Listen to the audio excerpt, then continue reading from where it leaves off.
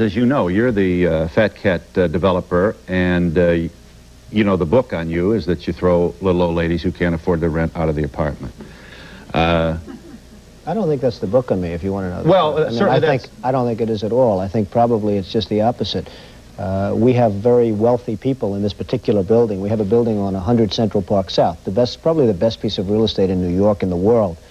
And we have very wealthy people, extremely wealthy people living in this building. Well, they have second homes. It's not quite accurate to say that every occupant is an extremely wealthy person. No, but the ones that were complaining were the wealthy ones. The ones that were complaining, Phil, were the wealthy ones. These are people with a lot of money. One of them owns a brownstone, a number of brownstones on East 66th Street, and yet she's living in this building for a rent-controlled rent. The rent-controlled people, the people that need rent control, they're not the ones that are protected. It's people that are usually wealthy with a lot of influence that have the connections to get a rent-control apartment.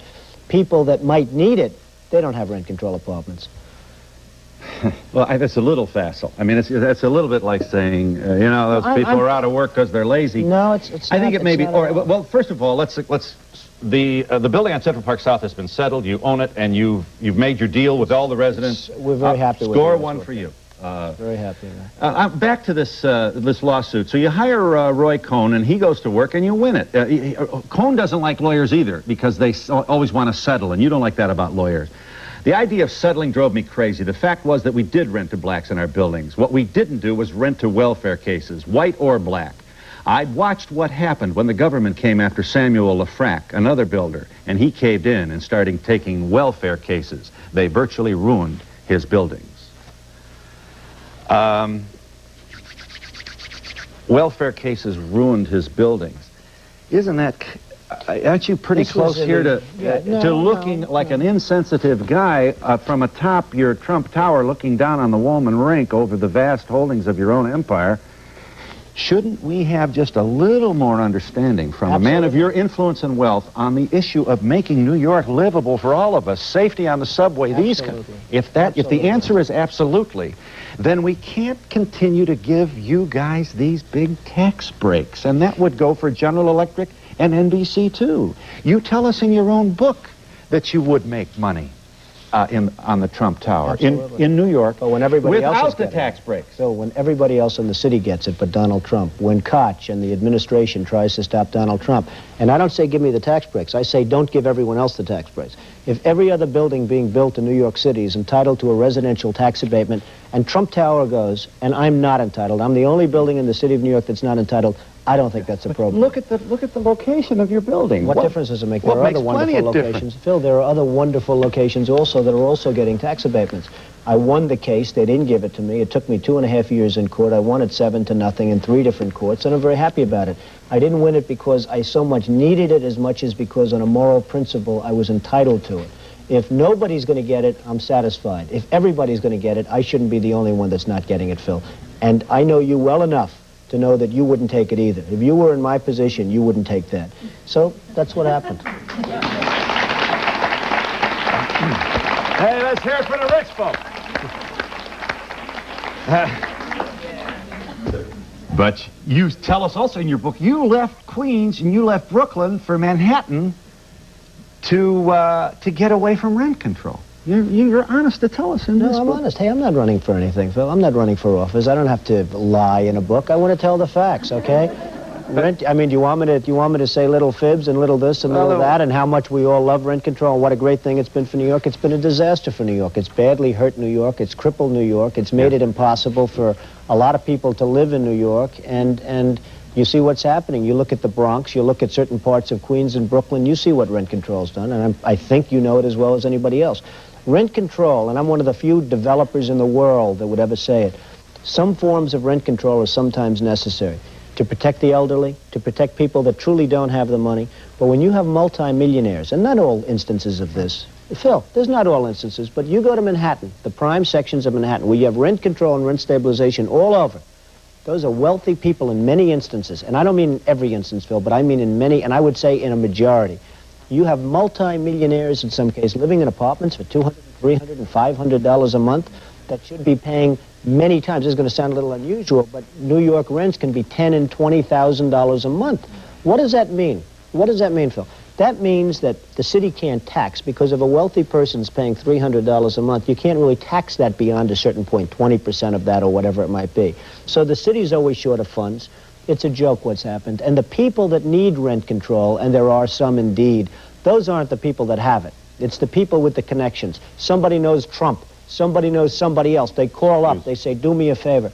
That's what it's all about. This audience wants to get in here. Mr. Trump, sir, if your position is, let's grant a given.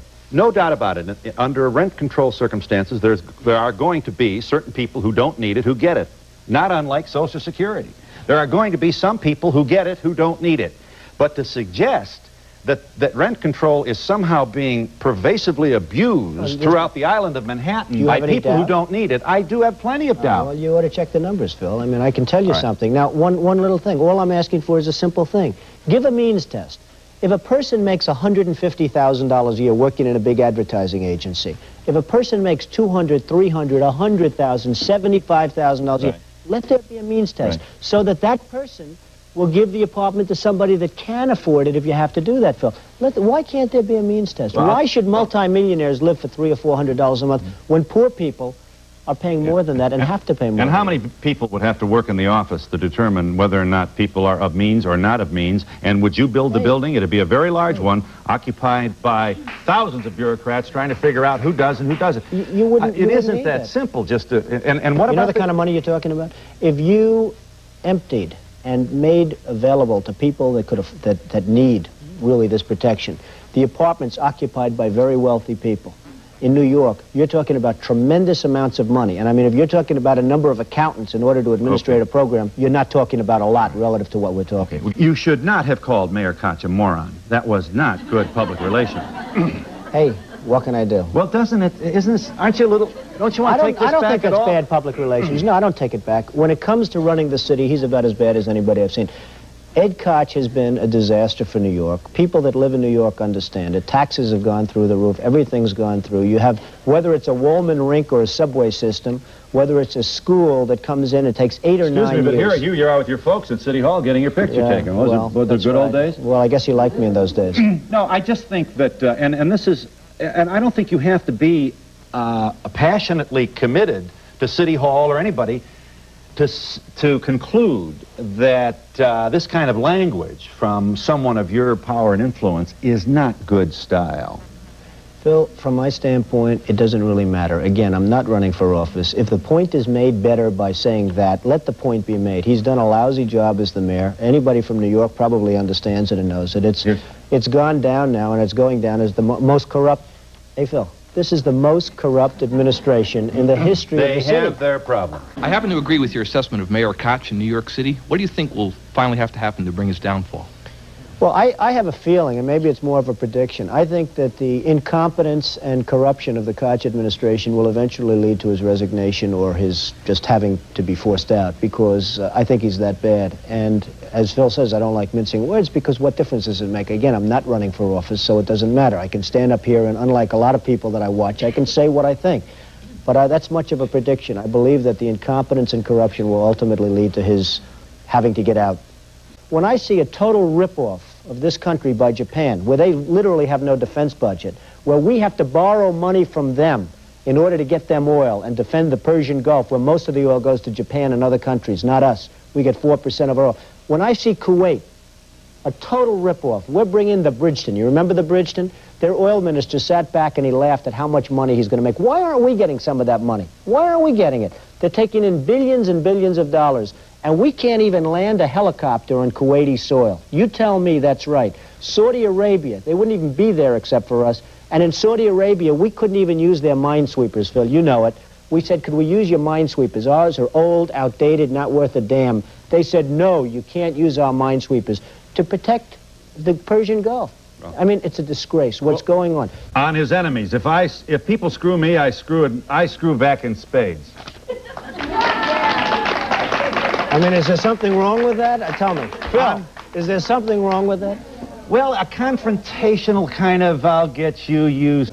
You keep saying you're not running for office, but why don't you? Run for mayor of New York.